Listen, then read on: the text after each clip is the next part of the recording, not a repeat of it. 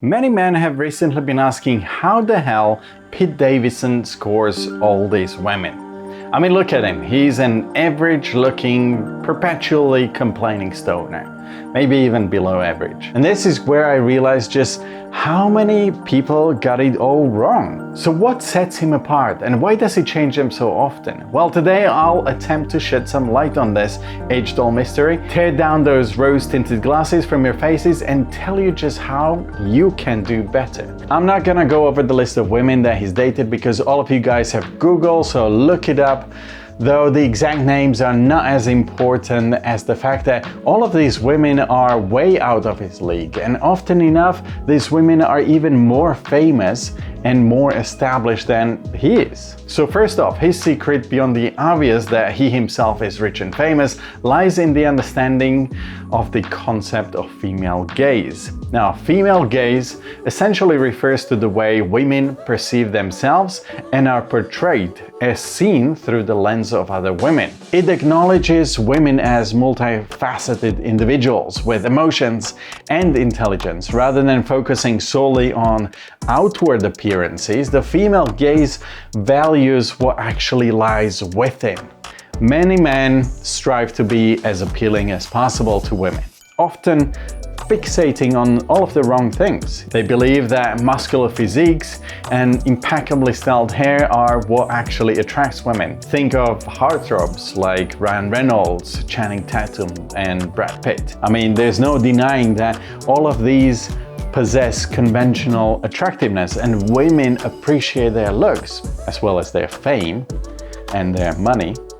I mean, who are we kidding, right? Interestingly though, the men who currently thrive in the dating scene are different. The younger generation of women is drawn to guys like Timothée Chalamet, Tom Holland, and Pete Davidson. None of them embody the stereotypical manly archetype. Instead, they resemble the type of guys you might have shared a math class in your high school.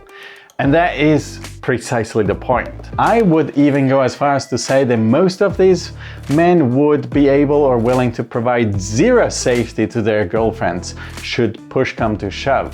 You'd be more likely to find them rummaging through their girlfriend's makeup box or wearing their knickers and actually be proud of that. That being said, this just shows just how different men and women are. The idea of being manly is based on the male gaze, a perspective that dictates attractive men should be muscular and chiseled. Now, I'm not saying that it's time to break free from this mindset and embrace skinny jeans, but maybe it's time for men to shift their focus and start embracing that female gaze if they genuinely actually want to appeal to women. If for nothing else, do this as a strategic move.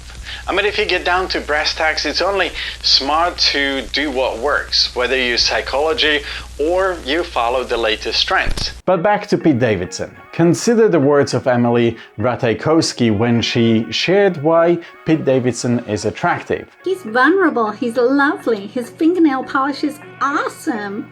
He looks good. This supermodel herself acknowledges a man's attractiveness because of his painted nails and his willingness to be emotionally vulnerable. Now look, it's far too easy to say that it's time to redirect those 4 or 5 hours spent in the gym and prioritize self-care that goes beyond the physical appearances, or that women don't actually desire a sweaty replica of a die-hard character because there are thousands of flavors of women with just as many tastes. But the fact remains that women crave genuine connection and probably always have. Every woman who speaks about Davidson raves about his sensitivity and his respectful attitude towards women. Kim Kardashian had this to say about him. Pete was like, babe, let's go get some ice cream at Thrifty. And I was like, oh my God, you're making me so fucking horny. Rite Aid, Thrifty. It was literally one of the best nights of my life. So if you were able to take it at face value of his experience and testimonies of these women, it all comes down to this. Be normal, be open, and be funny. It really isn't much harder than this, is it? But look, it's not just about his personality that captures hearts. Davidson is renowned for being an attentive boyfriend. My love language when I'm in a relationship is that I treat the person I'm with like a princess. I try and go as above and beyond as possible because that's what you're supposed to do. If you're in a relationship with someone, you are supposed to make that person feel as special as possible. Now, I don't think I got that voice right, but anyway, whether you find him physically attractive or not, women clearly look beyond just that. Couple that with his numerous tattoos, black nail polish, his constant changes to his hair color and hairstyle, you know, that all adds to his bad boy look that he wears like a good fitted glove in contrast to his good guy behavior and personality. But you also have to look at the downsides of it. Poor old Pete is nothing more than a rebound guy. He's like the good old detox guy. Every time one of these chicks comes out of a relationship all damaged, needs to recover, they look for Pete, you know, they're happy to go with him. His tall, bad boy look coupled with attentive behavior and transparent personality makes him perfect to help them recover.